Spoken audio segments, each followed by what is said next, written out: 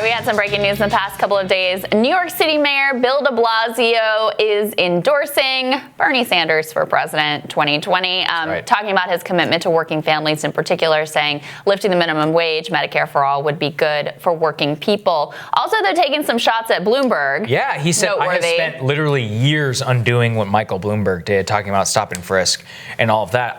This stuck out to me. As well, by the way. This stuck out to me whenever the de Blasio endorsement happened. It's like de Blasio is truly like a craven establishment creature. So whenever those people start to endorse a populist candidate like Sanders for political expediency because they can read the tea leaves, that's a really big moment. It reminds me of like when Chris Christie endorsed Donald Trump after he dropped out of the race. That was one of those moments where people were like, oh my God, like this is a real thing that could actually become the party nominee. People haven't really registered that, but that's how I look at it, which is de Blasio, this is a Clinton machine guy who was literally blessed by Hillary and Bill to run for mayor in New York City. And he comes from those circles. For him to endorse Sanders is much, much more significant than I think people are making it out to be. I mean, I do want to give him credit. When he ran initially, he was the insurgent. I mean, he was. He came from behind. He was the furthest left, et cetera, et cetera. However, I think your point is correct because we always look, so few of these endorsements actually matter. Like AOC mattered, the squad mattered. If Obama got involved, it would matter. Those things would matter. Most of Julian Castro obviously hasn't mattered, right? Most of these don't really register. I don't think this will swing any votes. It just tells you about where people are. Exactly. And that's what we've been watching for. You and I have been talking about this privately, is when does it become the craven choice to back Bernie Sanders? We're getting to that tipping point. I mean, new poll out today that has him at 31% nationally, leading second place Michael Bloomberg by quite a lot. So it is going to get to that tipping point where people realize if they want to be part of the winning movement, they should get on board. And the earlier that you jump in, the more credit you get. The real bellwether, in my opinion, is when he wins Nevada. This is what I'm watching for. When a United States senator endorses him. So I'm not sure if any currently have, but I'm saying if anybody, will a Cory Booker jump in for him? A Mark Warner, these types of guys. Mark Warner's not going to back him. He's probably not going to.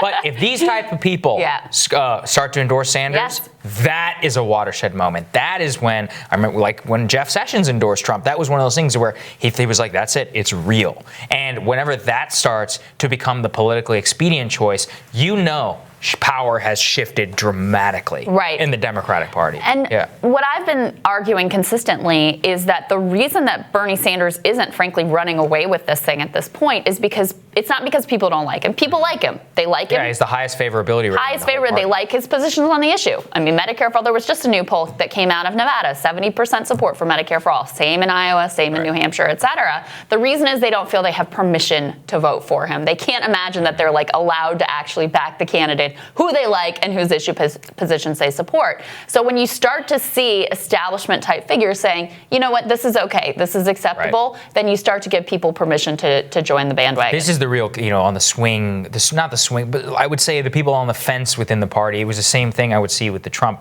phenomenon. This is how Sanders, if he wants to jump from a 30% to a 55%, that's how you get it done. Is that you have the 20% of the party, or maybe you have a Biden supporter. They like Bernie, but they're like, I'm not sure if he can win.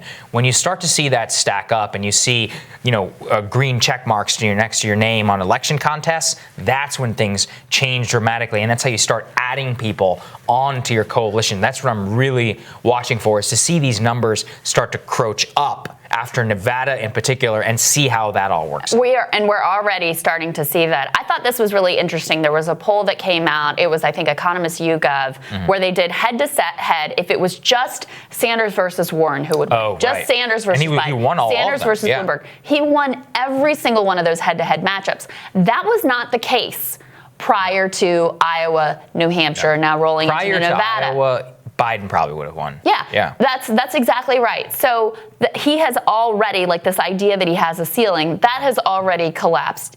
it used to be the case that the divided field was an asset to Bernie Sanders, dividing the moderate vote or the establishment, et cetera. It's not clear to me that that's the case anymore. I think if it was at this point literally just Bernie versus Bloomberg, according to that poll at least, he beats him by 18 points. If it was just Bernie versus Biden, he wins. So at this point, Bernie has already positioned himself as the strongest candidate, both in terms of, support on the issues, but also electability. I think that's absolutely right, which is that he's got to, we're going to see that, which is that whenever we see people start to drop out, and his numbers, I think, are going to tick up much more than they would have in the past. I think his second choice in particular, that's another thing I'm watching for. How much more ubiquitous is he the second choice? And when that starts to happen, you're really going to see the consolidation that we saw on the right, too. I think he's in a very, very good position right now. The de Blasio thing is just one more pin in the, on the map, really, in terms of going towards where he needs to be. Indeed. Yeah. All right, we'll have more for you after this.